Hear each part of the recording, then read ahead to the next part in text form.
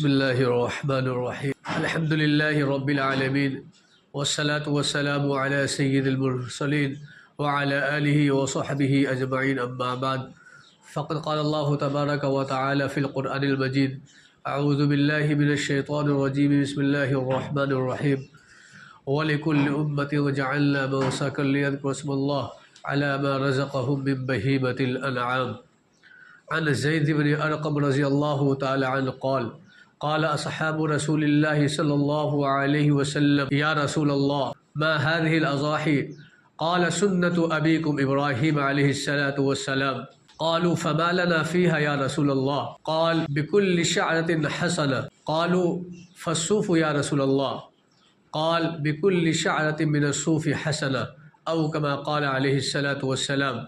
محترم سامعین و حاضرین جمعہ، گزشتہ ہفتہ کچھ باتیں قربانی کے تعلق سے آئی تھی کہ قربانی کن جانوروں کی جائے گی، ان کی عمر کیا ہونی چاہیے اور کن عیبوں سے پاک ہونا ضروری ہے۔ اسی کو آگے بڑھاتے ہوئے آج یہ سمجھیں کہ قربانی کے وجوب کے شرائط کیا ہے اور قربانی کے وجوب کے شرائط میں سے جو نصاب متعین کیا گیا ہے اس نصاب کی مقدار کیا ہے۔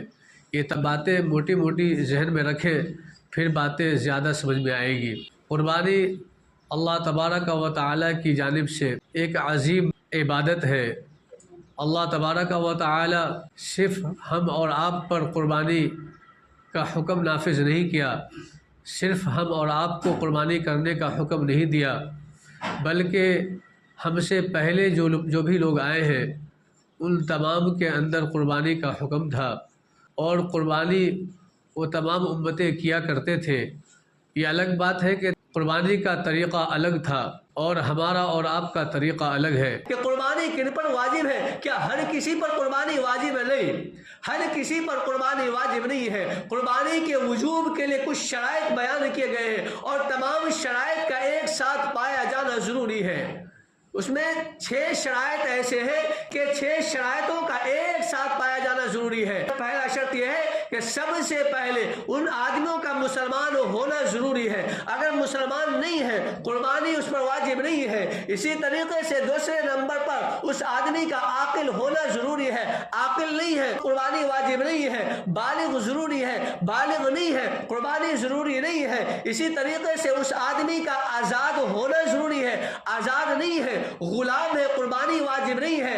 اسی طریقے سے اس آدمی کا ایام قربانی کے اندر مقیم ہونا ضروری ہے۔ اگر ایام قربانی کے اندر وہ آدمی مقیم نہیں ہے قربانی واجب نہیں ہے۔ 5 ہوئے۔ 6 نمبر پر اس آدمی کا ایام قربانی کے اندر صاحب نصاب ہونا ضروری ہے۔ اگر صاحب نصاب نہیں ہے قربانی واجب نہیں ہے۔ اور یہ 6 شرائط جو بیان کیے گئے ہیں قربانی کے وجوب کے، یہ 6 شرائطوں کا ایک ساتھ پایا جانا ضروری ہے۔ ان میں سے ایک شرط بھی فوت ہو جاتا ہے، ایک شرط بھی ختم ہو جاتا ہے تو قربانی واجب نہیں ہے۔ مثال کے طور پر تمام جو شرائط بیان کیے ہیں تمام شرائط پائے جاتے ہیں لیکن ایام قربانی میں وہ صاحب نصاب نہیں ہے تو قربانی واجب نہیں ہے۔ اسی طریقے سے تمام پائے جاتے ہیں لیکن ایام قربانی میں وہ آدمی مقیم نہیں ہے تو قربانی واجب نہیں ہے۔ یہ الگ بات ہے کہ مسافر کی حالت میں بھی اگر وہ قربانی کرتا ہے تو قربانی ہو جائے گی، لیکن شریعت کی جانب سے قربانی واجب نہیں ہے۔ تو ان تمام شرائط کا ایک ساتھ پایا جانا ضروری ہے۔ ان تمام شرائط میں سے ایک شرط بھی فوت ہو جاتا ہے اور ایک شرط بھی ختم ہو جاتا ہے تو پھر اس پر قربانی واجب نہیں ہے۔ اب یہ ہے کہ نصاب کی مقدار کیا ہے؟ کیا ہر کسی پر کہ جس کے پاس کھانے پینے کے پیسے ہو ان پر قربانی واجب نہیں ہے؟ قربانی کن پر واجب ہے؟ قربانی انہی پر واجب ہے جن پر صدقہ فطر واجب ہے۔ قربانی انہی پر واجب ہے جن پر صدقہ فطر واجب ہے۔ جس طریقے سے صدقہ فطر کے وجوب کے لیے اس مال کے اوپر سال کا گزرنا شرط نہیں ہے، اسی طریقے سے قربانی کے وجوب کے لیے اس مال کے اوپر سال کا گزرنا شرط نہیں ہے۔ اس کی مقدار کیا ہے؟ اس کی مقدار 7.5 تولہ سونا یا 52.5 تولہ چاندی یا اس کے برابر، کیا اس دونوں میں سے کسی ایک کے برابر روپیہ پیسہ آ جائے یا مال تجارت ہو یا اسی طریقے طریقے سے ضرورت سے زائد سامان ہو، یہ تمام چیزوں میں سے کوئی ایک چیز بھی پایا جاتا ہے تو پھر اس آدمی پر قربانی واجب۔ اب سوال یہ ہوتا ہے کہ 52.5 تولہ چاندی اور 7.5 تولہ سونا سمجھ میں نہیں آتا ہے تو اسے زمانے کے اعتبار سے، زمانے کے وزن کے اعتبار سے سمجھ لیں کہ 7.5 تولہ سونے کا وزن موجودہ زمانے کے اعتبار سے ہوتا ہے 87 گرام 480 ملی گرام، 87 گرام 480 ملی گرام۔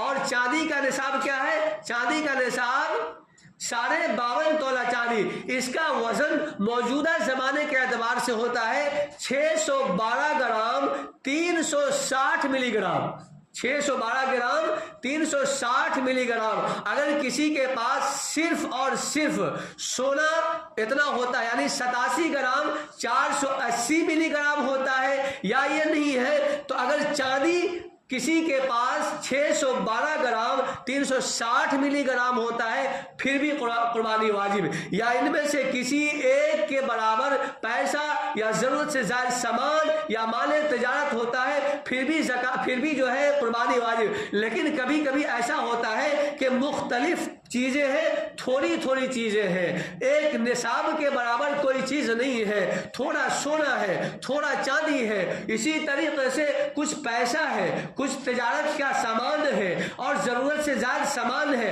اور تو پھر اس کے بعد تمام کو اکٹھا کیا جائے گا، اکٹھا کرنے کے بعد تمام کو ملایا جائے گا، ملانے کے بعد اگر چاندی کی قیمت کو وہ پیسہ اور تمام چیزوں کی قیمت پہنچ جاتی ہے تو پھر قربانی واجب، تو پھر جا کر قربانی واجب ہے۔ اور یہ بھی بات یاد رکھیں کہ ایام قربانی کے اندر، ایام قربانی کتنے ہیں؟ 10 11 12 تین روز ایام قربانی ہے۔ ان ایام قربانی میں سے کسی ایک دن بھی اتنے مال کا مالک ہو جاتا ہے تو قربانی واجب، یہاں تک کہ اگر کوئی آدمی 12ویں تاریخ کو یعنی قربانی کے آخری دن میں سورج کے ڈوبنے سے پہلے اگر وہ آدمی صاحب نصاب ہو جاتا ہے تب بھی قربانی واجب۔ اب یہاں پہ یہ باتیں ہیں، اگر ایسے وقت میں کوئی آدمی صاحب نصاب ہوتا ہے کہ وہ جانور جائے گا خریدے گا، خرید کر لائے گا، اتنا وقت ملے گا نہیں، جائے گا خرید کر لائے گا، لاتے سورج غروب ہو جائے گا تو پھر وقت قربانی کا ختم ہو جائے گا۔ جب قربانی کا ختم وقت ہو جائے گا تب بھی قربانی واجب ہے یا نہیں؟ ہاں، قربانی پھر بھی واجب ہے۔ اب اس کی صورت یہ ہے تو ایک بکرے کو صدقہ کرنا واجب ہوگا۔ اور یاد رکھیں ایام قربانی کے اندر قربانی ہی افضل ہے، قربانی ہی ضروری ہے، قربانی ہی اصل ہے، قربانی کے علاوہ کوئی دوسرا عمل محبوب نہیں ہے۔ اگر کوئی آدمی یہ چاہے کہ ہم پیسے کا ضیاع کیوں کریں اور اس سے کچھ فائدہ تو ہونا ہے نہیں، گوشت کھانا ہے اور گوشت کسی کو کھلا دینا ہے، لیکن اگر ہم اس پیسے یعنی قیمت اس کی لگا کر ایک جانور کی جو قیمت ہوتی ہے صدقہ کر دیتے ہیں، ہاسپٹل بنا دیتے ہیں یا کوئی کام کر دیتے ہیں، ایسا نہیں کر سکتا ہے۔ ہمیں کس نے روکا ہے؟ کسی کی شادی بیاہ میں دینے سے ہمیں کس نے روکا ہے؟ ہاسپٹل بنانے سے ہمیں کس نے روکا ہے؟ کسی غریب کی شادی کرانے سے ہمیں کس نے روکا ہے؟ صدقہ کرنے سے ہم شوق سے صدقہ کریں، شوق سے ہم تمام کام کریں، لیکن ایام قربانی میں احراق الدم ہی اصل ہے۔ احراق الدم کے علاوہ کوئی بھی عمل قابل قبول نہیں ہے، کوئی بھی عمل معتبر نہیں سمجھا جائے گا۔ ایام قربانی میں قربانی ہی کی جائے گی اور قربانی کرنا ہی اصل سمجھا جائے گا، اس کے علاوہ کوئی بھی عمل قابل قبول نہیں سمجھا جائے گا۔ اسی طریقے سے گھروں کے اندر کبھی کبھی ایسا ہوتا ہے ایک جانور آدمی خریدتا ہے اور ایک جانور کو گھر کے تمام افراد کے جانب سے کر دیتے ہیں، یہ غلط طریقہ ہے، یہ صحیح نہیں ہے، یہ قربانی کرنا جائز نہیں ہوگا، یہ قربانی نہیں ہوگی، کسی کی قربانی نہیں ہوگی۔ اس نے ایک بکرا آدمی خریدا، اس میں ایک آدمی کے نام سے قربانی کی جائے گی، اگر اس بکرے کی قربانی تمام لوگوں کی جانب سے کر دی گئی تو ایک کے اندر تمام کی شرکت پائی جائے گی، جب تمام کی شرکت پائی جائے گی تو کسی کی قربانی جائز نہیں ہوگی اور کسی کی قربانی معتبر نہیں ہوگی، لہذا ایک بکرا ایک آدمی کی جانب سے کافی ہوگا۔ اور گھر کے اندر جتنے افراد ہیں اور جن جن پر قربانی واجب ہے ان تمام کی جانب سے علیحدہ علیحدہ الگ الگ قربانی کرنا ضروری ہے، ایک میں تمام کی جانب سے نہیں کیا جائے گا۔ اور یہ بھی یاد رکھنی چاہیے، ہم یہ بات عام طور پر دیکھی جاتی ہے، گھروں کے اندر کسی افراد کے اوپر، کسی فرد کے اوپر قربانی واجب ہوتی ہے، باپ کے اوپر واجب نہیں ہے، بیوی کے اوپر واجب نہیں ہے، یا کسی پر واجب نہیں ہے، لیکن آدمی سوچتا ہے ہم اپنے نام سے قربانی کیوں کریں، ہم اپنے باپ کے نام سے کر دیتے ہیں، دادا کے نام سے کر دیتے ہیں، ان کی دعاؤں کی وجہ سے ہم یہاں تک پہنچے اپنے باپ دادا کے نام سے کر دیتے ہیں۔ ہمیں کس نے روکا ہے اپنے باپ دادا کے نام سے قربانی کرنے سے؟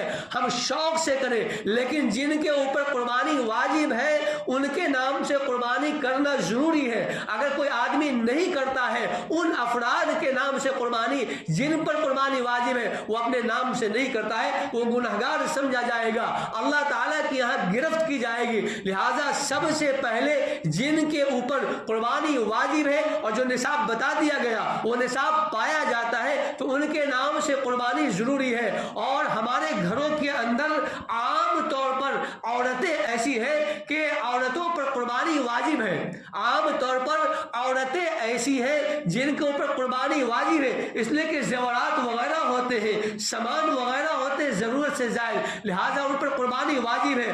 ہم سوچتے ہیں کہ بیوی کے نام سے قربانی کیوں کریں، ہم کماتے ہیں اپنے نام سے قربانی کریں، اپنے باپ کے نام سے قربانی کریں، یہ غلط طریقہ ہے۔ پہلے جن کے نام پر قربانی کرنا ضروری ہے اور جن کے لیے قربانی کرنا ضروری ہے، جن پر قربانی کرنا ضروری ہے، ان کے نام سے پہلے قربانی کی جائے گی۔ لہذا بیوی کے نام سے قربانی ضروری ہے اگر وہ صاحب نصاب ہے، لیکن یہ سمجھنی چاہیے کہ بیوی بالغ ہوتی ہے اور بیوی اپنے مال کا خود مالک ہوتی ہے، شوہر کے ذمے واجب نہیں ہے اپنی بیوی کی جانب سے قربانی کرنا، شوہر کے ذمے یہ واجب نہیں ہے بیوی کی جانب سے قربانی کرنا، لیکن اخلاقی اعتبار سے قربانی بیوی کے نام سے کرنی چاہیے۔ ہم اور آپ تو اپنی بیوی کے لیے آسمان سے تارے توڑنے کی باتیں کرتے ہیں اور ضرورت کی تمام سامان کو مہیا کرتے ہیں، ان کے ضرورتوں کا خیال کرتے ہیں، لیکن فرائض کو ادا کرنے کی باتیں آئے تو اس طریقے کی بات کہہ کر درکنار ہو جانا